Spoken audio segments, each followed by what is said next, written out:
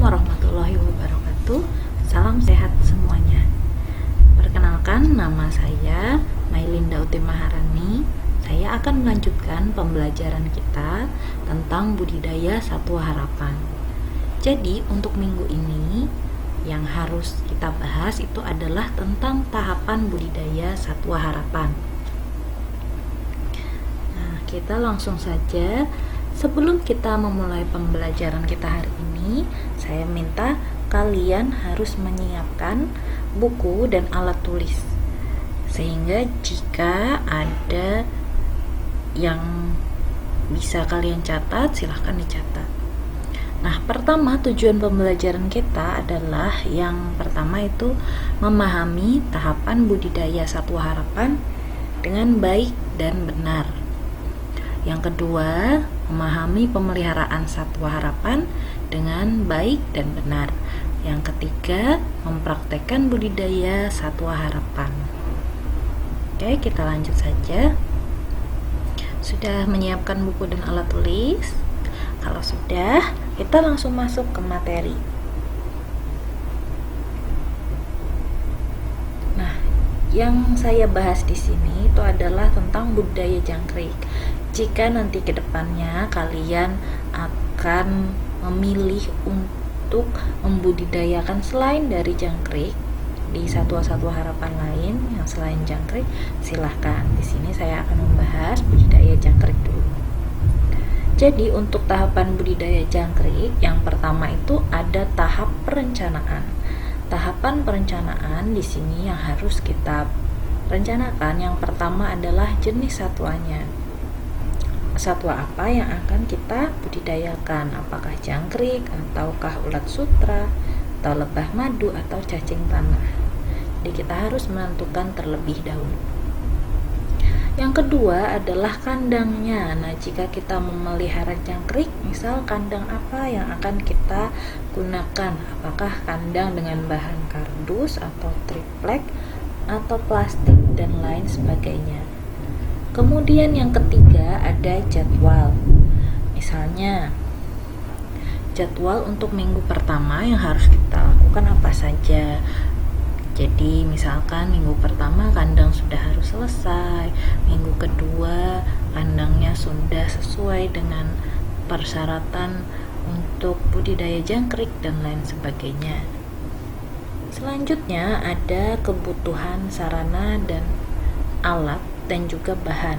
Jadi kita harus memikirkan sarananya, kemudian alatnya apa saja dan bahannya apa saja ketika kita akan melakukan tahapan budidaya. Yang selanjutnya ada menyusun jadwal tugas. Jadi kalian juga harus membuat jadwal tugas seperti memberi makannya berapa kali sehari, kapan, kemudian mengganti air dan memberi air minumnya, jadwalnya kapan, dan penyemprotan dan lain-lain. Nah, jika kalian sudah melakukan tahapan perencanaan, selanjutnya itu ada tahapan menyiapkan sarana produksi. Di sini yang harus kalian persiapkan antara lain ada bahan. Bahan apa saja? Jika kita memilih untuk melakukan budidaya jangkrik, bahan yang harus kita persiapkan yang jelas adalah induk jangkrik atau indukan jangkrik. Kemudian ada pakannya.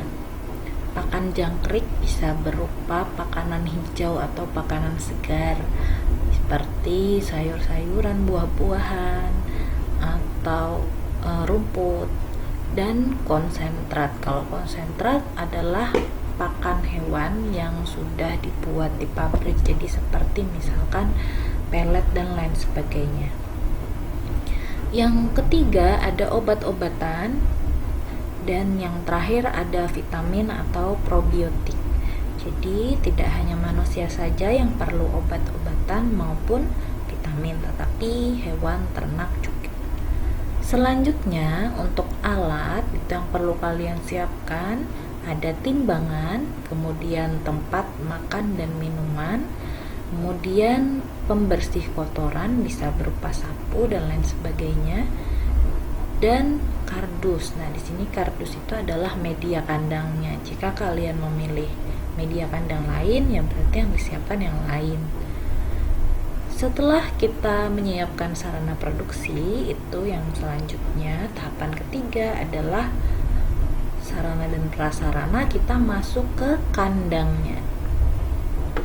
Nah, di sini ada sebuah gambar tentang rancangan kandang jangkrik. Di situ hampir sama seperti di buku. Jadi kandang jangkriknya dimodifikasi sehingga bisa untuk penangkaran jangkrik. Nah, persyaratan dalam pembuatan kandang jangkrik itu yang pertama, kita harus menempatkan kandang tersebut di tempat yang teduh dan tidak terkena sinar matahari langsung. Kemudian kita harus membuat kandangnya juga semirip mungkin dengan habitat aslinya. Jadi bisa ditambahkan misalkan rumputan atau juga tanah, pasir, dan lain sebagainya.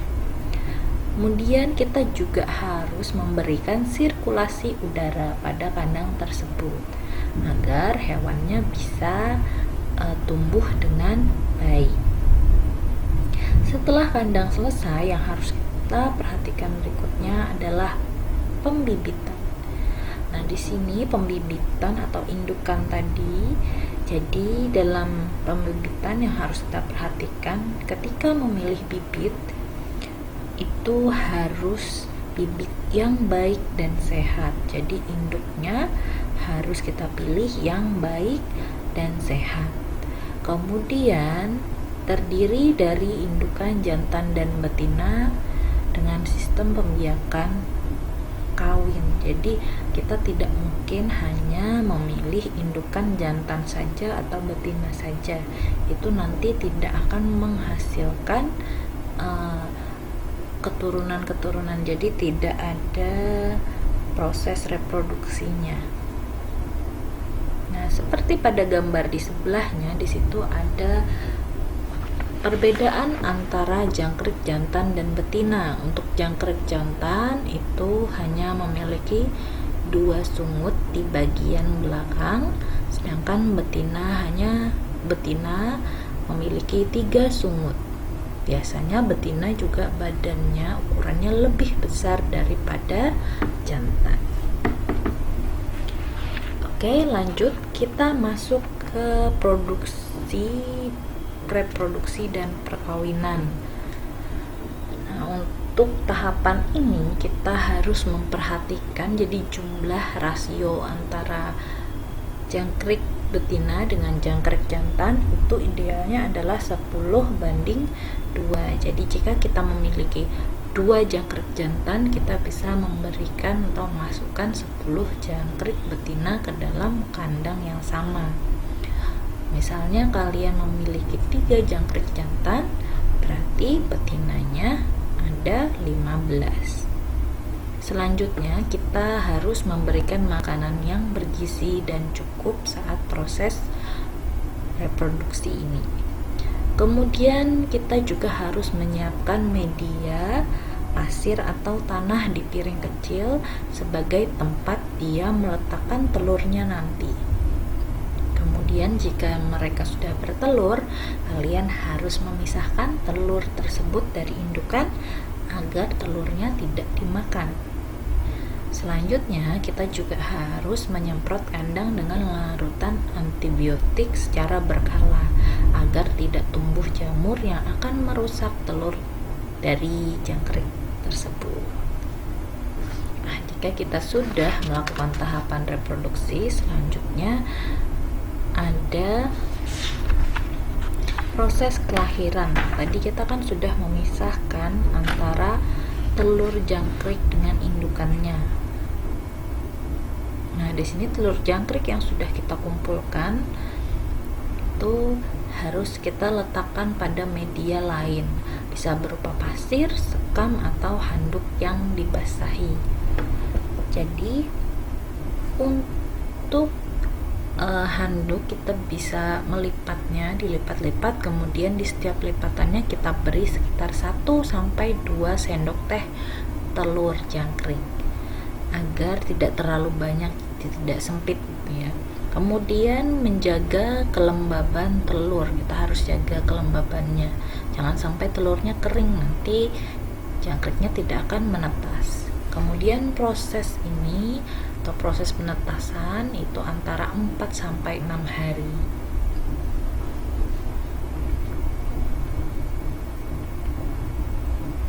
Nah, jika kalian memilih untuk melakukan budidaya jangkrik, kalian bisa mencari, ada berbagai macam video tutorial YouTube, ataupun misalkan kalian memilih untuk memelihara hewan yang lain, kalian juga bisa mencari referensi melalui YouTube. Cari yang paling simple dan mudah kalian lakukan di rumah.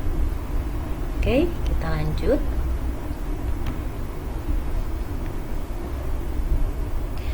Nah, dalam pemeliharaan jangkrik itu yang harus kita perhatikan ada 9 aspek. Aspek yang pertama itu adalah sanitasi. Di sini maksudnya adalah untuk menghindari zat-zat racun dan gangguan hama agar pertumbuhan jangkrik itu menjadi baik. Untuk aspek kedua ada pengontrolan penyakit. Jadi kita harus memisahkan jangkrik-jangkrik yang sakit dengan jangkrik yang sehat agar tidak tertular. Kemudian kita juga harus menjaga kelembaban kandangnya, jangan terlalu basah karena nanti akan berjamur kandangnya dan jangkriknya menjadi sakit. Selanjutnya yang ketiga ada perawatan ternak. Nah, di sini kita bisa memberikan gizi yang cukup kepada jangkrik-jangkrik kita, dan kandangnya juga harus kita rawat, kita buat sehingga kandangnya itu mirip dengan habitat aslinya. Bisa tadi ditambahkan seperti lumpur atau pasir atau tanah, bisa juga ditambahkan berbagai macam tumbuhan. Yang penting dibuat semirip habitat aslinya. Kemudian aspek pemeliharaan jangkrik yang keempat ada pemberian pakan. Nah, di sini kita harus memberikan pakan jangkrik itu dengan cukup dan juga bisa kita sesuaikan dengan kebutuhan saat itu. Misalkan anakan jangkrik kita bisa beri pakan yang berbeda dengan jangkrik yang sedang dalam proses reproduksi atau perkawinan. Kita bisa memberi pakan yang berbeda tergantung kebutuhannya. Dan jangan lupa harus kita berikan dalam jumlah yang cukup agar jangkrik ini tidak menjadi kanibal atau memakan jangkrik-jangkrik lain. Kemudian aspek yang kelima ada pemeliharaan kandang. Nah, kandangnya juga harus kita pelihara. Misalnya air dalam kaleng di kaki-kaki kandang tersebut bisa kita ganti 2 hari sekali. Kemudian untuk lokasi, nah pemilihan lokasi kandang jangkrik itu sangat penting. Salah satu beberapa syaratnya yaitu adalah lokasinya harus tenang, jauh dari kebisingan, kemudian teduh dan tidak terkena sinar matahari langsung, kemudian sirkulasi udaranya baik, dan tadi terhindar dari kebisingan. Selanjutnya untuk aspek ketujuh dalam pemeliharaan jangkrik ada hama dan penyakit. Nah, di sini untuk penyakit pada jangkrik itu biasanya tidak ada, dan paling meskipun ada itu dibawa oleh jamur yang ada pada dedaunan yang kita berikan kepada jangkrik. Biasanya untuk hama yang menyerang jangkrik itu ada berupa semut, serangga-serangga kecil, bisa juga tikus, cicak atau katak, dan bahkan ular. Selanjutnya untuk aspek ke-8 dalam pemeliharaan jangkrik ada pemberian vaksin dan obat. Nah, untuk tindakan ini untuk pemeliharaan jangkrik itu jarang dilakukan. Kita biasanya melakukan tindakan pencegahan sampai si jangkrik ini tidak menjadi sakit. Selanjutnya untuk aspek ke-9 ada panen. Nah, yang bisa kita panen dari jangkrik itu ada telur. Jadi telur jangkrik bisa kita panen, kemudian kita jual kembali ke peternak-peternak jangkrik. Kemudian untuk jangkrik dewasa bisa juga kita panen. Biasanya pemanfaatan jangkrik dewasa ini tadi bisa dijual lagi ke peternak, bisa juga dijadikan pakan burung atau pakan ikan, dan juga dijadikan sebagai bahan pembuatan tepung jangkrik. Nah, sampai di sini adakah yang ingin kalian tanyakan? Jika ada, kalian bisa bertanya langsung kepada guru mapel kalian. Kemudian untuk tugas kali ini adalah kalian diminta melakukan praktek budidaya jangkrik ataupun hewan harapan lain. Nah, itu nanti terserah kalian mau memilih yang mana. Kemudian sebelumnya seperti pada rancangan yang sudah kalian buat ya, jadi kalian melakukan praktek sesuai dengan rancangan yang sebelumnya sudah kalian buat pada pertemuan sebelum ini.